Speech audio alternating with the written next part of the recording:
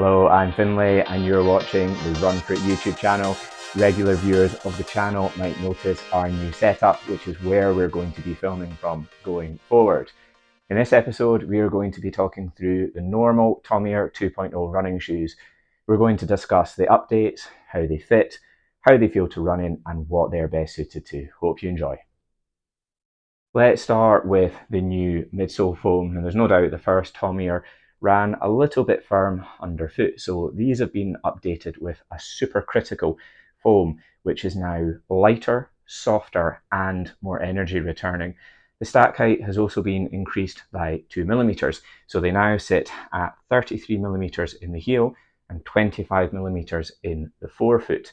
The rocker has also been adjusted, so it should deliver a slightly smoother transition from landing to toe off, and the propulsion should also be increased. The midsole has a great step-in feel, and out on a run it feels really cushioned and also has a really good spring to it. So this means when you're running on hard-packed terrain, the midsole feels very protective and very comfortable. But if you do want to pick up the pace, the midsole responds really well, particularly on technical terrain. Now it's worth pointing out that the midsole has been made wider at two specific points by 4mm and 7mm, and this definitely translates to a more stable underfoot feel on the flatter sections. But at the same time, because the midsole isn't overly wide, it feels very agile and very nimble when you're on more technical terrain. And from a personal perspective, I would say it feels a little bit more adaptive than even the Speedgoat when you're running on those really uneven surfaces. From a grip perspective, these are just absolutely incredible over a wide range of surfaces. The Vibram Mega Grip light base outsole has now been updated with Traction Lug technology as well. So for those who don't know what that technology is, you can maybe see on the outsole here, these 5mm lugs are now all covered in lots of little spikes. That's the Traction Lug technology. And what that does is increase the surface area dramatically, roughly by about 50%. And that translates into an increase in traction of about 25%, which is obviously very significant. And the main benefit of this outsole is just how versatile it is. The lugs feel very comfortable on hard-packed terrain. You don't really feel them coming through the midsole, and it will grip really well on flat, wet rock. But at the same time, when you get onto more technical terrain, that's when the lugs will dig in and give you that traction that you really need. So these can perform on everything from door to trail runs where you're covering quite a lot of tarmac sections or very firm underfoot trails, all the way to really technical, steeper ascents where you really want to maximize that underfoot grip. NNormal has also made some changes to the upper of the shoes. The design still features a ripstop upper that's a blend of monofilament, polyester and TPE, but there's a new 360 nylon thread stitch around here. Now, to explain further, like the first version, the importance of this stitching is that the upper of these shoes is actually craft stitched onto the midsole, which massively increases the durability of the shoes.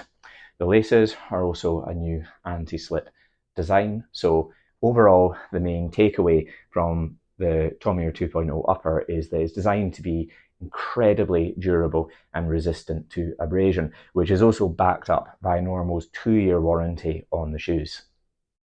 In terms of the actual fit of the upper, NNormal describe these as offering a medium fit with a spacious toe box.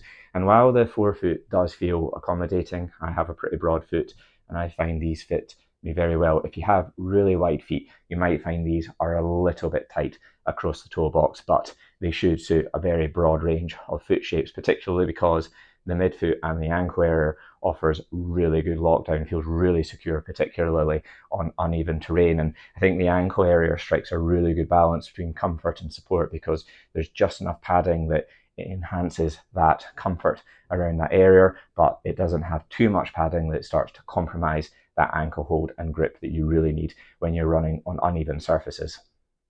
Now, something that's definitely worth mentioning with the fit is the toe bumper around the toe box, because when you try these on, chances are you will be aware of that, and you might be worried, are my toes going to then hit off that when I'm out on a run? But it's quite the opposite. You really are very unlikely to notice that out on a run. It feels exceptionally comfortable around the front of the shoe, and importantly, that will protect your toes should they hit off hard objects, so you're less likely to get bruised toenails.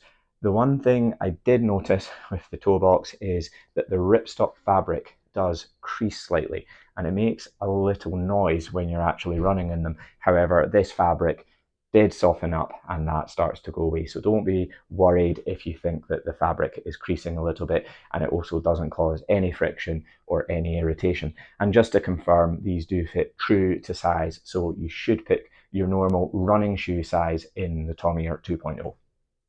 So overall, the Tomir 2.0 have received an impressive set of updates. They offer amazing comfort, they fit really well, and the grip performs over such a wide degree of terrain. So ultimately, you can use these for short runs, you can use them for long distance events such as ultras, you can run slow in them, you can run fast in them, so you can go out for that easy, leisurely trail run at the weekend, or you can put them on for some faster speed work on the trails, or even use them on those shorter, faster races all the way to, let's say, if you're going to try and run hard and fast in an ultra distance event. So really a very impressive shoe, to say the least. And that's where I'd say, on a personal note, these are probably the best trail running shoes that I've ever worn in terms of just the overall performance and how they feel and just how versatile they are. So if you're looking for highly durable trail running shoes that are going to perform very well over a range of distances and paces, then it's pretty hard to look past the Tomir 2.0. I would say the best comparison to these are the Hoka Speedgo. Obviously, the end use of the two models is going to be pretty comparable.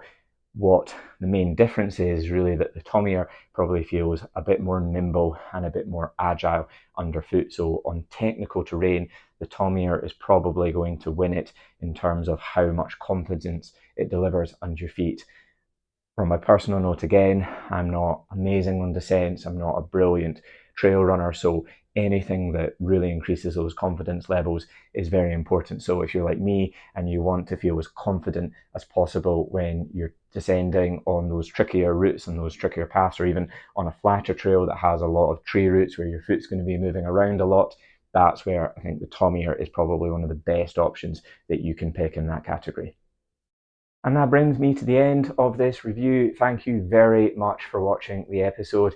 If you enjoyed it, please make sure and hit that like button and subscribe to the channel for more content like this. If you want to read about this review, you can also head over to the Run For It journal to see more about the Tomir 2.0. If you have any questions at all, please comment below and we will do our best to get back as soon as possible. See you soon.